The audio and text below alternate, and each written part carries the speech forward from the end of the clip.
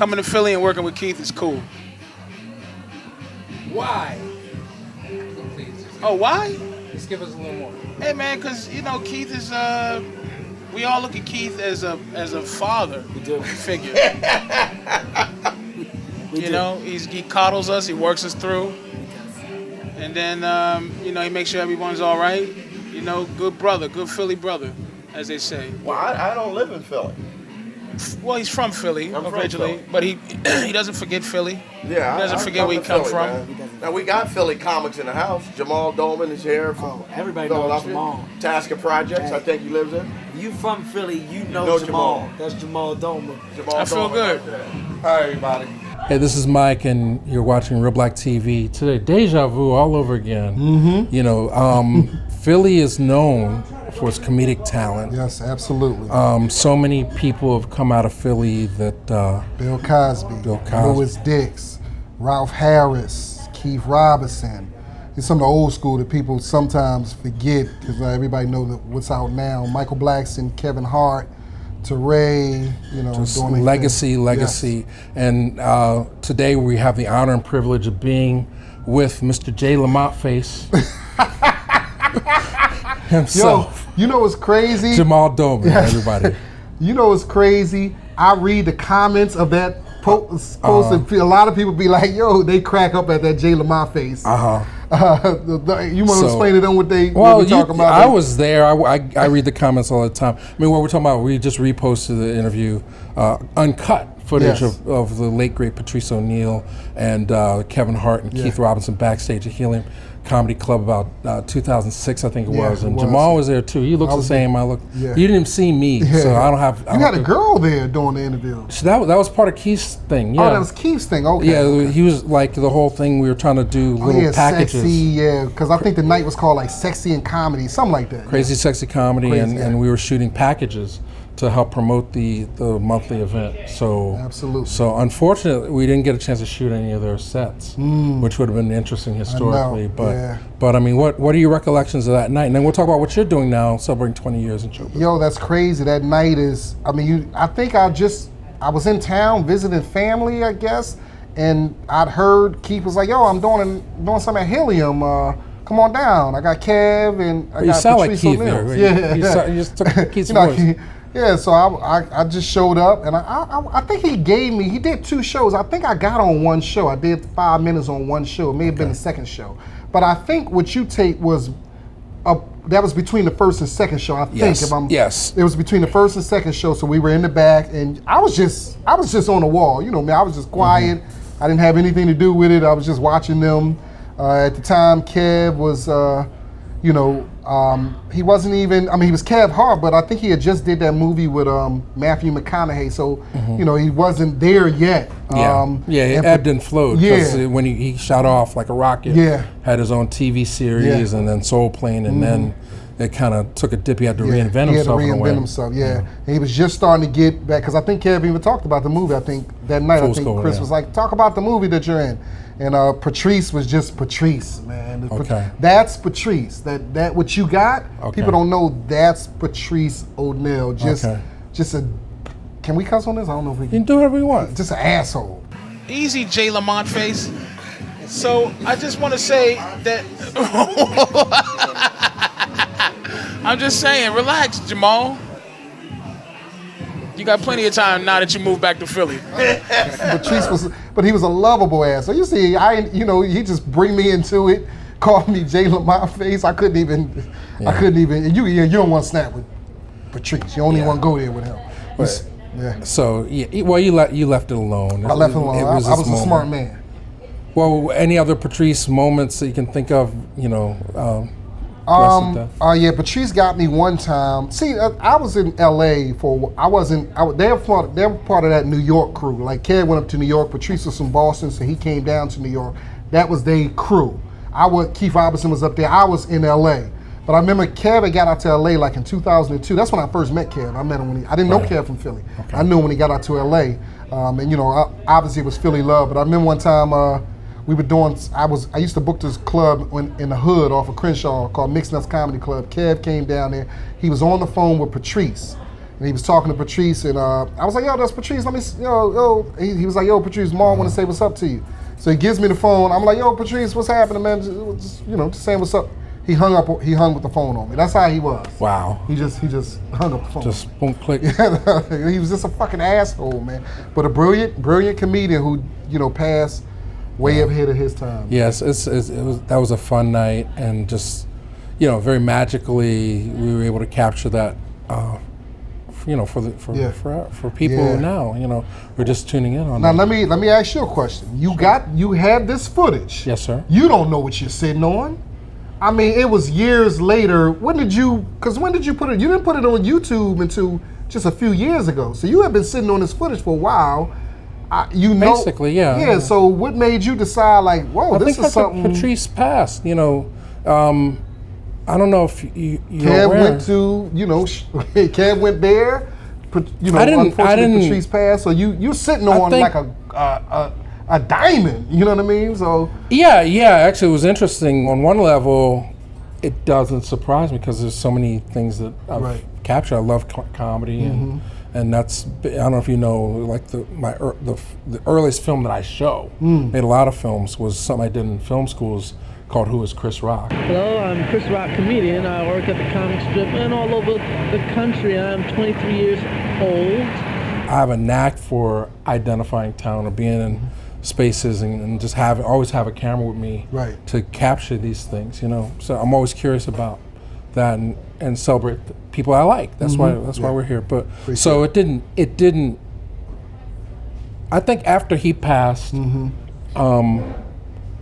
there was a desire to dig back on that tape and see what was there. See, the thing with Kevin Hart, I like to talk about myself sometimes in third person because I'm at a different point in my life. The thing with me is I'm a visual comic. Think of me as a young Bill Cosby with an attitude. Kev was putting his book out. They were like a week from printing, and they called me up and they said, look, we might not have a photo. And they had been on Tough Crowd and all kinds of. We might not have a photo of all three of them together. And that's when it hit me like, wow, okay, because you never know who is watching these things or how it's communicated. But to think that, like Kev himself said, that's the moment that really shows our real friendship and relationship. I said, okay, well, that's the movie god, But I think that was it. But I mean, there's for me. You're celebrating 20 years. Yeah. 20 years in LA. I've been doing comedy for 25, 24, but 20 years in LA. Yeah. So that's 1999. Yes. In LA. Who is Chris Rock is 1989. So I've been capturing those kind of magical moments for that. Well, 2002 really when I had my first own camera. But I don't know. Nobody else was here. I don't know if some of the footage from tonight came up, but you had so many great war stories. A lot of people when they see, what I like about doing this show is like it's the opposite of Entertainment Tonight. Like Entertainment Tonight is always about keeping that illusion alive of celebrity and fame and everything. And I just like more natural things and a lot of people. Because we're so conditioned to love feeling good all the time, we don't always see the ups and downs of things that, failure is part of success too. So it's so great that you were sharing some of your humbling stories. I don't know, as you look back at 20 years, what comes to mind? It's just,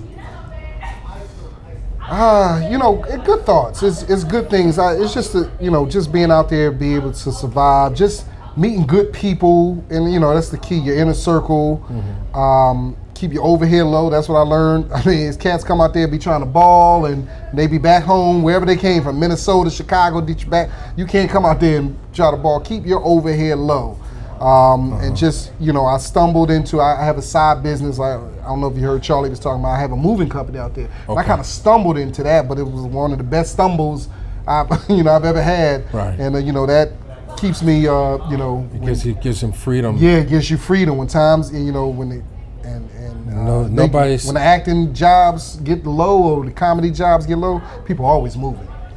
In LA, people LA, are always yeah. moving. LA is an apartment town. Well, now you probably have tent moving companies. I mean, I was just in LA. And the the number homeless, yeah. huge. Like I don't know, Lowe's stays out of tents. You can't even get a freaking. That homeless. For years, decades, LA has swept the homeless situation under the rug. They kept sweeping it. It's like you keep sweeping it under the rug. Pretty soon the rug is going to be, and that's what's happening. Now the rug is up now, and they can't hide it no more. They're just not in Skid Row. I live in Sherman Oaks. They up in Sherman Oaks now. Right. But you have a thick skin to be able to do the show business. So just give me a couple of experiences. Like, I'm just curious because this is the first time we're sitting down talking and. But we have so much in common already. Yeah. I mean, I was out in LA and I know exactly what you speak of. Yeah, it's a grind. I remember one time I had an interview with this agent. Was it a manager? We met for lunch. He was, I wanted him to manage me. Mm-hmm. So I sent him some of my stuff. He said, yeah, let's meet for lunch. We met for lunch in Burbank and we sitting down, over coffee or whatever, just talking. And he was like, I'm gonna be honest with you, man. I looked over your work, man. I just don't see nothing exciting about you. Wow. And he turned me down. I mean, you have to have thick skin. You know what I mean? You just, some people that would devastate them. You know what I mean? But it's just, to me, it's just another. Listen, they're gonna keep closing doors. It's just you just waiting for that one door to open up. And there has been some doors. I've been blessed. I've had worked out there. Well, I mean, the Kid Dill is here too. Yes. He's behind the camera, making noise. He can, yeah. So you got to have resilience and a strong belief in yourself and not a quitting attitude. Yeah. But then there's some fun stuff too. So, like road stories, war stories. Yeah. What keeps what experiences, memories you never want to get rid of in terms of this climb? Yeah, it's been some great road stories. That's one thing about being a comic. You get out of town and see other places. I went to in 2008. I went to Iraq. This was during a war. We went over. They bring entertainers over there for the troops and stuff. So they brought comics over there. We're in Iraq, and we go to different bases. Some bases are large. Some bases got like 10,000 soldiers. So those are more. Then they'll send you out in the desert to a base that got 75 soldiers. That's a small base. You're performing in a room basically we performed in the cafeteria one time. But anyway, we get to this small. Well, who's we? Just so we know. Oh, me. Who else was on that? Maybe not comics. You're not familiar. Toby Hicks, I think, was on that tour with me. Chris Simpson. Maybe not comics. It was like a USO thing. Okay. Yeah, it was like a USO thing. So they sent us to this base. Base got like 75 soldiers. This remote. And what happened was the day before, no, actually it was the day we was there, a soldier got killed. Like I guess did they reconnaissance or went out and got killed. So the whole mood of the base was just down. They lost one of their brothers. And actually we was there when they brought the body back. Like they got the body, and what happened was they bring the body back, they get it all ready because they got to ship the body back to America. So they put the American flag on. It's a whole procession as they put the flag onto the helicopter. Patrice is coming through me. When is this gonna get funny now? All right, I don't know if anything is that. This not. You asked me about it wasn't me. I was all right. Okay. You asked me about what's the good times. A good a feel good story, man. Goddamn. Okay. I'm Mr. You ain't Patrice O'Neal. You Shaquille O'Neal. What made you want to go to LA in the first place? What was the impetus? Because you just can't just say I get on Greyhound. You got a plan, right? 3 stories. Quick. I opened up for John Witherspoon, and in Baltimore. We did a show in Baltimore when I was brand new into it. Pops. Bang, bang, bang. He was hot off you got to coordinate. He was out. I don't even think Friday was out yet. Yeah. He was bang, bang, bang. You got to coordinate. I said, yo, John, you got some advice for me? I want to do this. He said, get out them small towns. I said, I live in Philly. He said, gotta get out the small, gotta go to New York, LA. Gotta go to New York, gotta get out them small towns. Exactly how he said it. So that stuck in my head. I had an OG, Kenny Ray Walker. I don't know if you know Kenny Ray Walker, the legend. Kenny from Philly. Kenny was like, yo, you funny, you gotta get out of Philly. You can't stay in Philly. Don't be me. You gotta get out, you gotta go to New York, LA. That's what. And then, it's funny, Javon Pearson was here tonight. When I started, Javon Pearson was that nigga. He was that nigga. He was on Def Comedy Jam. They booked me on a show. Fresh Prince, he was Fresh Prince. They booked me on a show with him. I drove. He called me. I didn't even know him. I picked him up in West Philly, and we drove down to Baltimore, did the show. We driving back. Now, mind you, this nigga rolling with Fresh Prince. Showtime. I think he won Showtime Apollo 6 weeks in a row. Def Comedy Jam. He hot as Fiskery. He headline. So we driving back to Philly. He like, I said, all right, I'm gonna drop you off. He said, make a right, make a left, make a right, make a left, make a right. Next thing I know, we pull into the projects. We're up West Philly projects. Right. So he's like, yeah, I'm good right here. I live right here.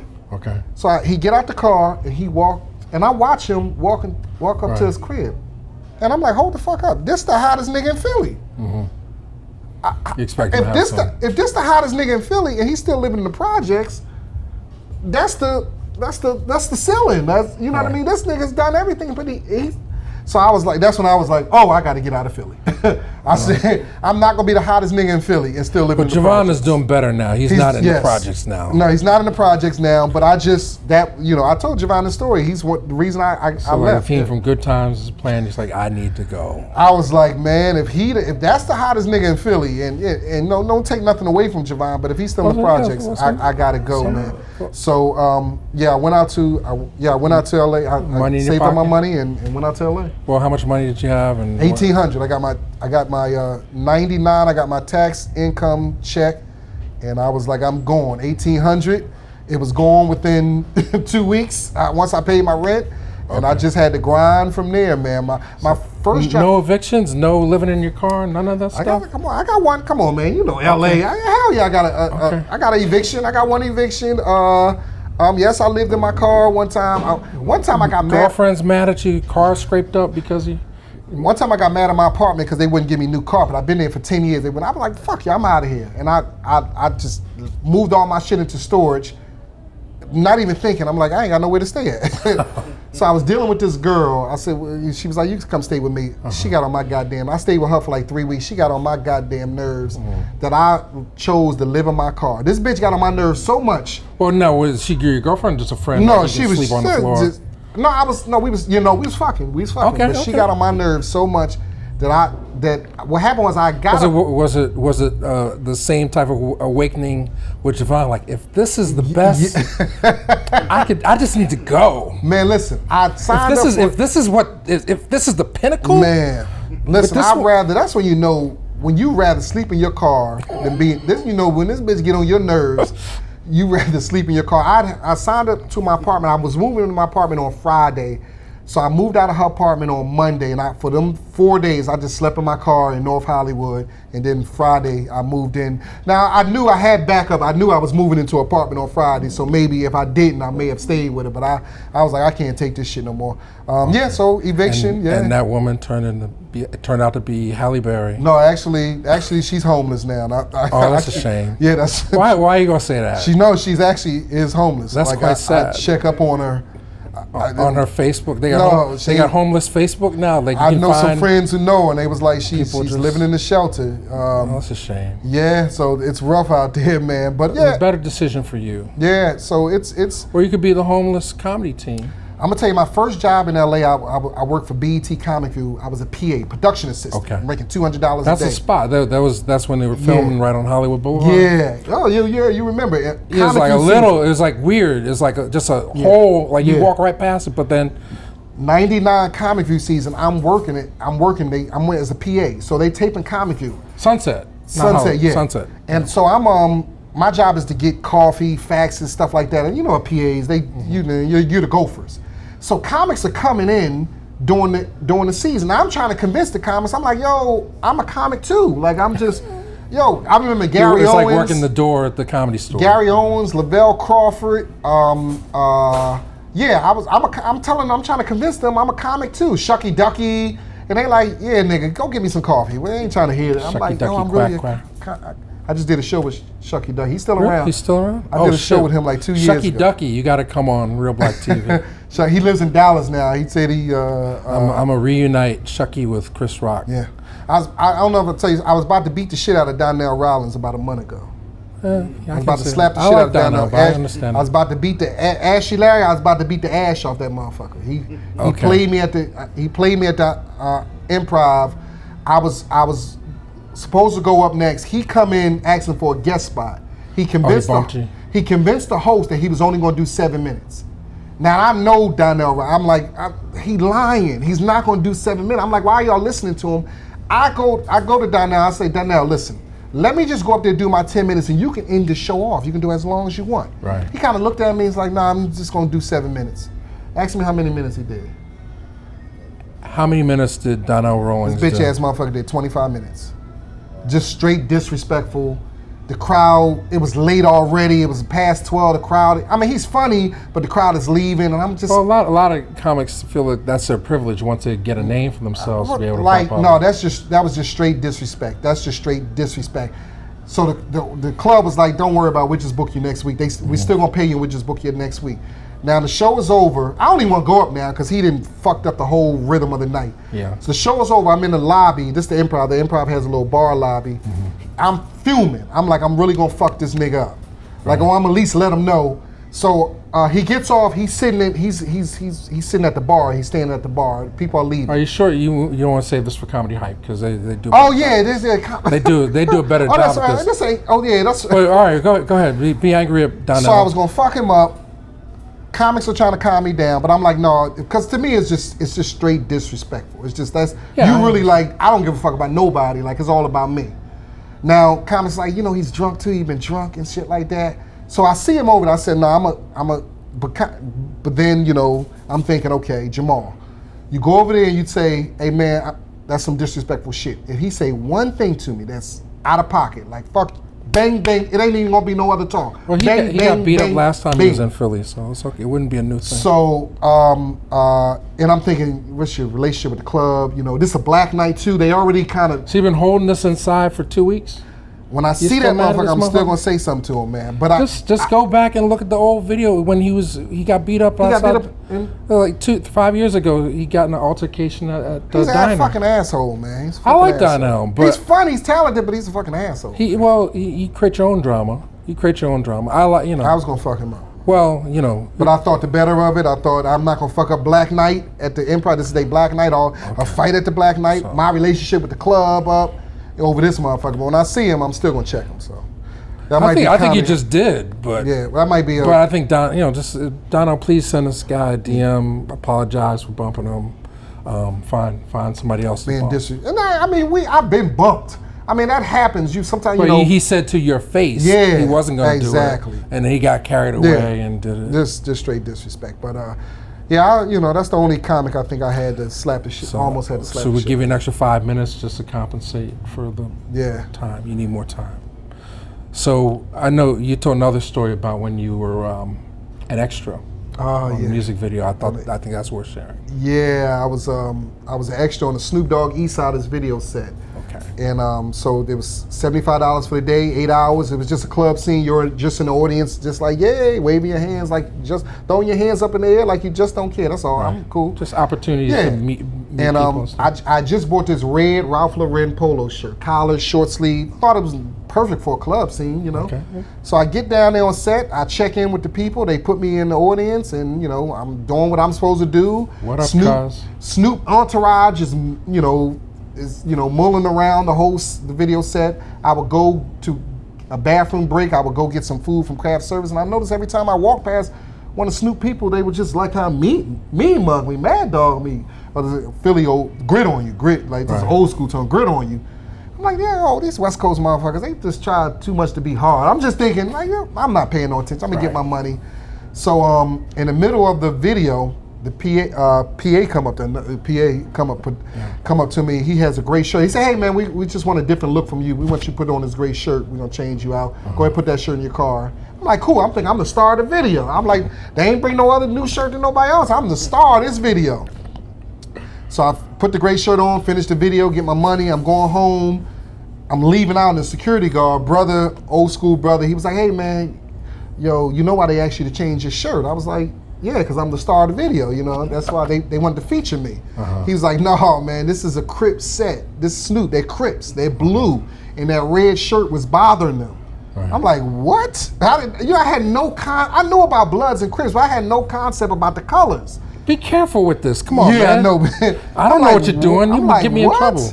He said, yeah, I was like, that's why they was mean mug me. He said, yeah. He said, the only reason they didn't fuck you up It's because they knew that you was a square. They knew that you was a civilian.